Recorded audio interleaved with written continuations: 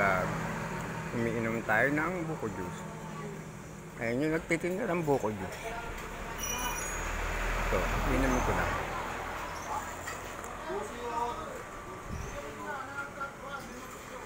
Masarap ang buko juice. Lalo na malamig, mainit ng panahon. Kaya ito, iniinom ko lang itong buko juice na ito.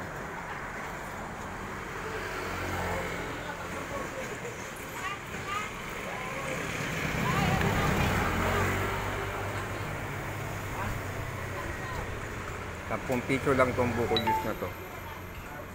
Sobra tamis. Maraming asukal.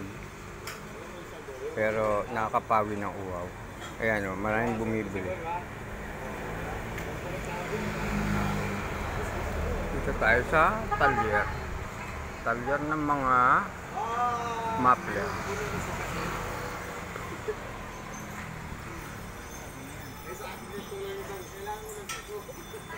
Ayan. Ayan ang mga muffler. Yan lang naman, mga ka-vlog. Ang topic ko ngayon, buko juice. At itong talyer ng muffler. Dito kayo sa T. Raimundo, malapit sa Doña Juana, pag kailangan nyo ng muffler.